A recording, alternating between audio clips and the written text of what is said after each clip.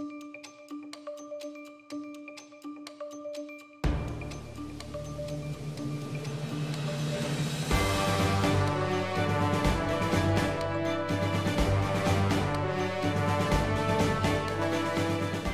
football africain est à nouveau secoué par une affaire d'envergure, mettant en scène l'icône camerounaise Samuel Eto'o, président de la Fédération camerounaise de football, FECAFOOT.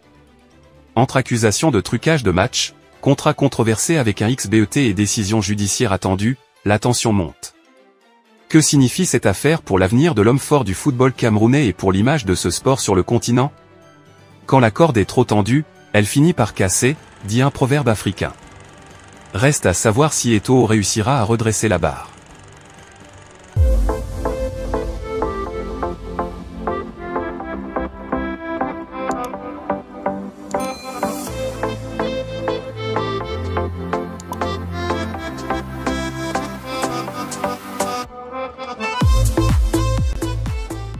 Depuis le 8 janvier 2025, l'attention est focalisée sur le jury d'appel de la Confédération africaine de football, CAF.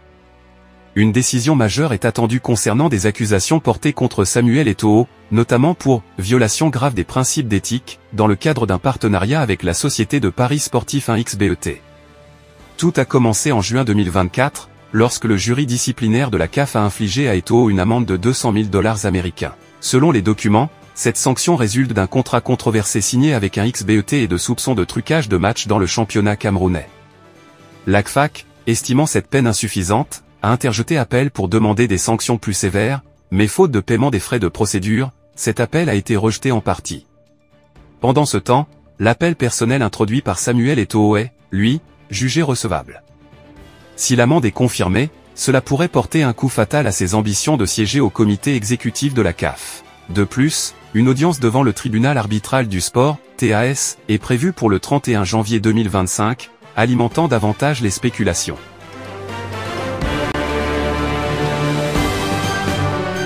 Suspense et implication, cette affaire dépasse largement le cadre du football camerounais. Elle soulève des questions fondamentales sur l'éthique sportive et la gouvernance en Afrique. Quand deux éléphants se battent, c'est l'herbe qui souffre, dit-on souvent. Ici, ce sont les joueurs, les clubs, et les fans qui risquent d'être les victimes collatérales d'un éventuel déclin de confiance dans les institutions sportives. Pour la FECAFOOT, cette situation est un véritable test. Les collaborateurs de Samuel Eto'o affichent un optimisme prudent, espérant un verdict favorable. Mais les critiques, eux, dénoncent un manque de transparence et pointent du doigt les conflits d'intérêts.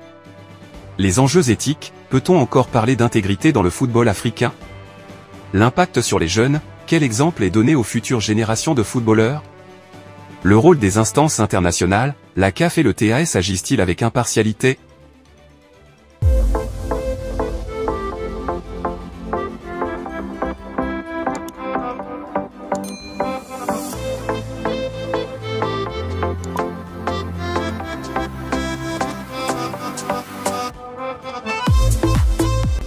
Cette affaire, qui cristallise autant de tensions, laisse entrevoir des lendemains incertains pour Samuel Eto'o et la FECAFOOT. L'arbre qui tombe fait plus de bruit que la forêt qui pousse, dit un autre proverbe.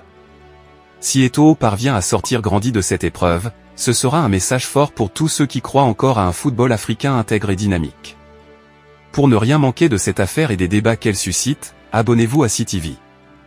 Suivez-nous pour des analyses approfondies et des reportages exclusifs sur les actualités sportives et politiques au Cameroun. La balle est dans votre camp.